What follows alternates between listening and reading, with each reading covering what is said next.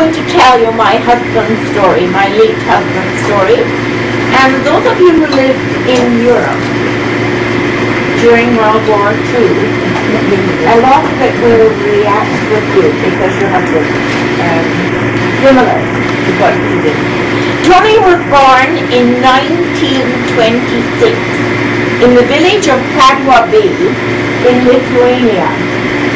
His father was the village tailor, and his mother was a full-time wife and mother.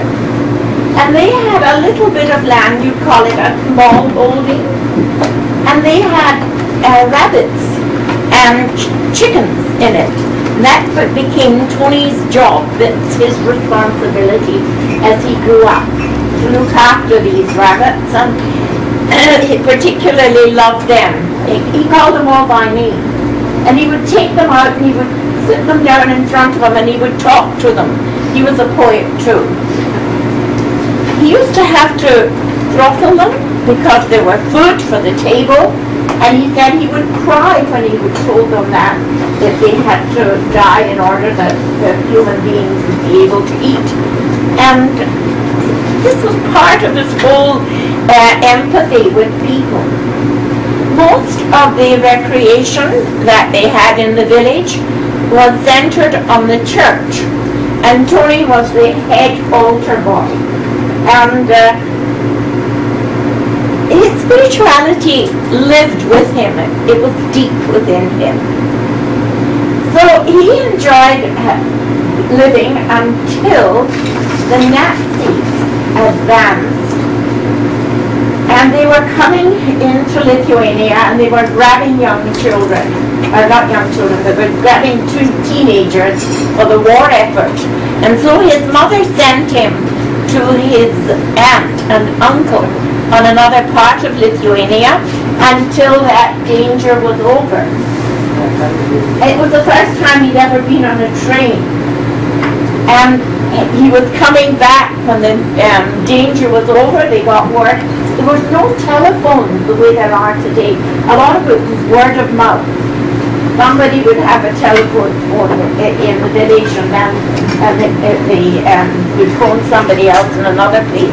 He was told it was safe to come back. And so he was in the train carriage in Vilnius, waiting to go back to Padua Bay, when the Gun Squad, that's what he called them, the Gun Squad came in with machine guns, and he was taken to the castle at Vilnius and kept there in the dungeon overnight, along with a lot of other people, the young men that they had captured.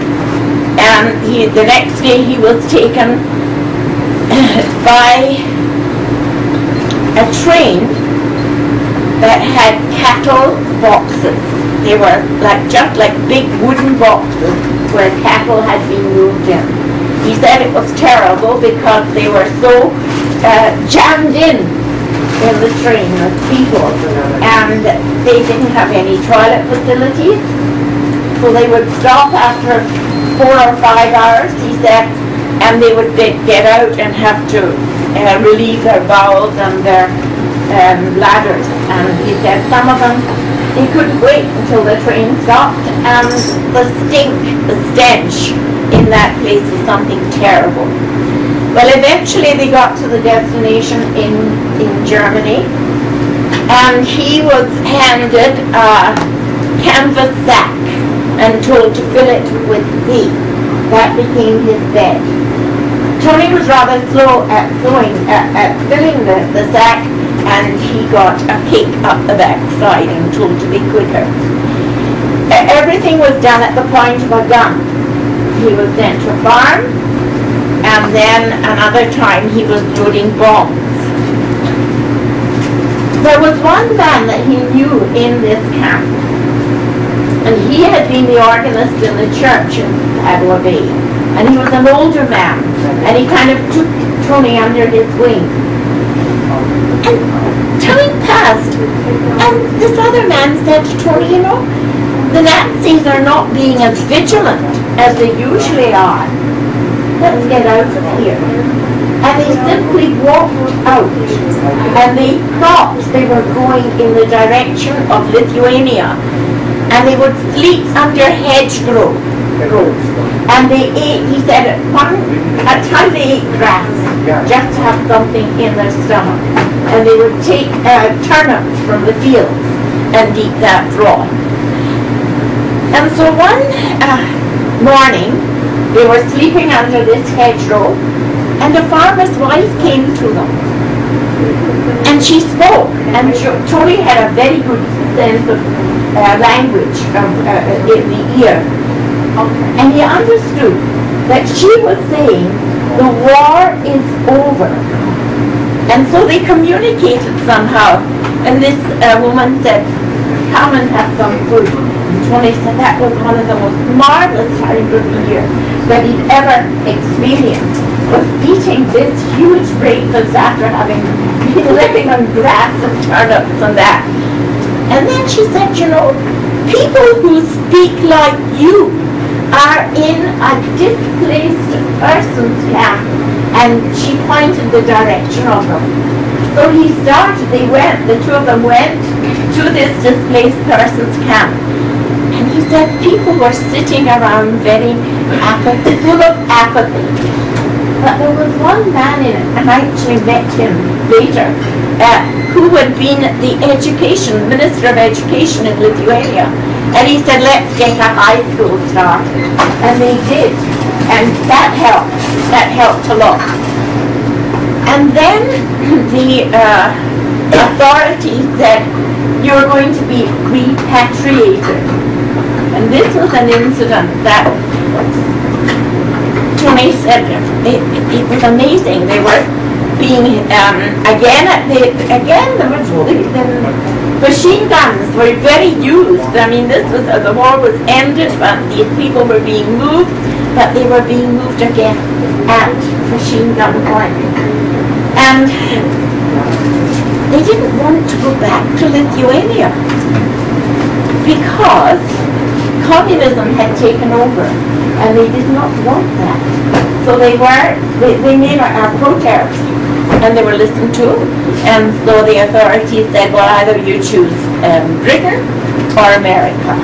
And Tony had, before the war, had always dreamed of seeing the King and Queen of England, but he chose to go to England, and he stayed for a while in a displaced persons camp, and then he went to London.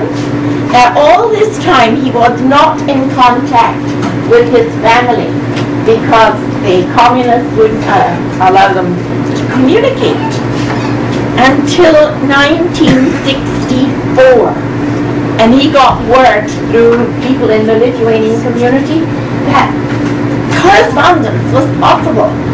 And so he wrote, and he found that his parents were still alive, and his sister had died of what we think was tuberculosis, and his brother was still alive. And that was a marvelous experience for him. He also knew that they were very poor. What had come through in different other people from Lithuania, actually the whole country was very poor. And Tony, once he got the letter, he sent all the savings that he had done in London, and he sent them that money. And then he had nothing left for himself, and so he started saving up again to come to Canada because he thought he could send more money there. When Tony told me his story about the internment, about the time in the concentration, well, it's actually not a concentration camp, it was a slave labor camp in Germany, and I said, how can you even look at a German person nowadays without getting very angry?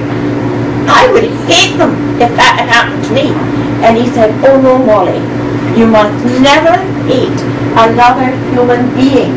You may hate a system, but not another human being. And then he said, there was one occasion when I was in that slave labor camp that a truck full of bread drove up and parked beside the officers' mess. one of the brave young men went up when he saw the driver and the driver's assistant go into the mess.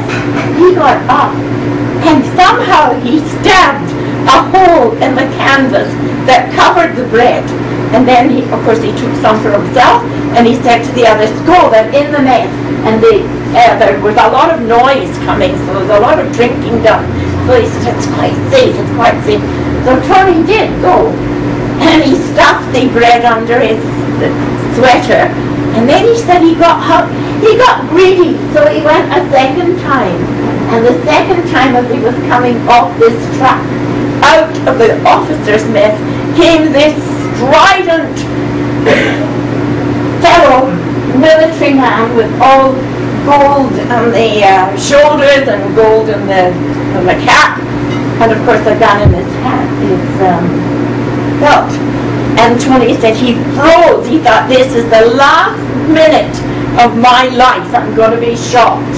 And they met eye-to-eye contact. And the officer said to him, Matt Shaft, be quick. And he said, that was one of the most wonderful times of his life when he got that. He said, he took that bread, he dug a hole, and he hid the bread in the hole, and he kept that for quite a while. But he said, that was it.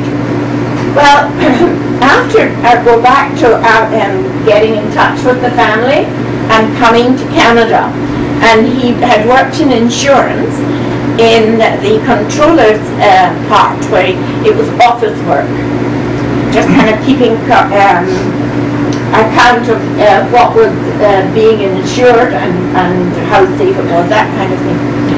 And he worked for a man called Dan Thompson. Now, I was living in a house in Glen Road, and there were 6 women in it. And then it so happened that one of them decided she wanted to go around the world. So Heather was leaving. 2 of them decided they'd go back to Scotland. Another one went back to South Africa, and I was left with this big house. Excuse me, so I thought, I do not want to have to settle in 6 other women. So I put an advert in Loblaws, it was then, at Broadview in Danforth. I don't know what it is about, but that was a big shop.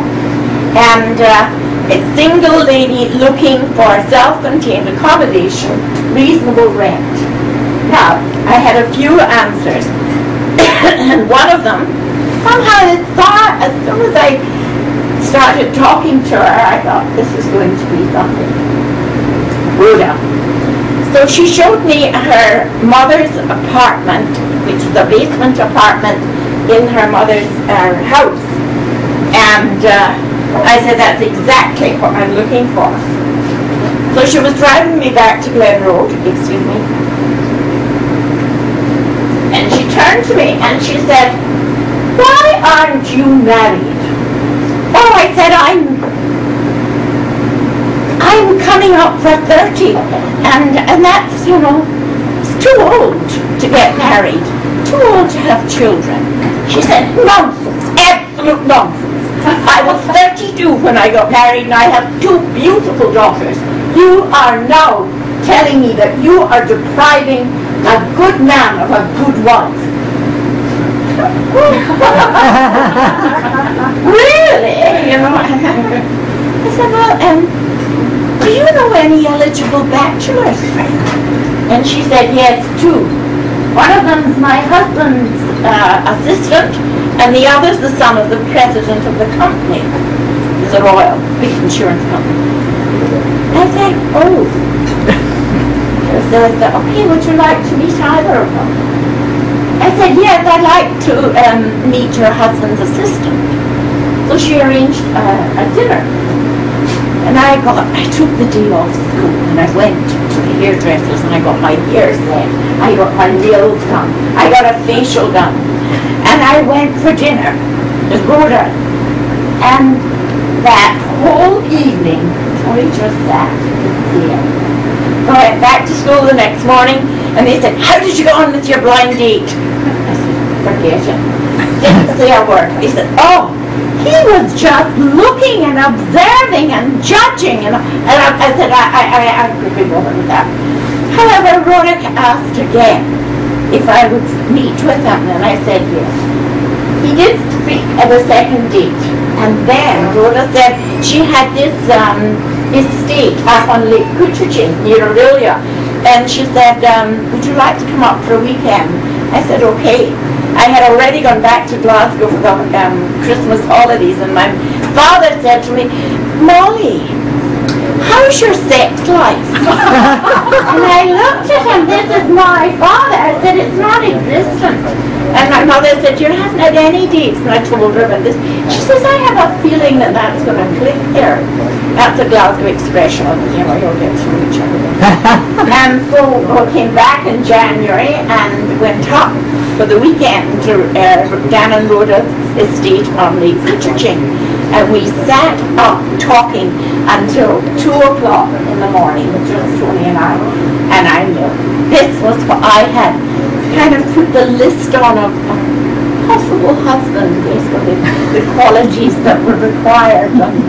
So the next day we went to the Aurelia Farmers Market, and Rhoda had a basket of carrots which she put in the middle of the back seat, and Tony was sitting on one side, I was sitting on the other, and we were driving around. Rhoda was going to show me some of the beautiful lake country, and she turned around and she said, remove the carrots.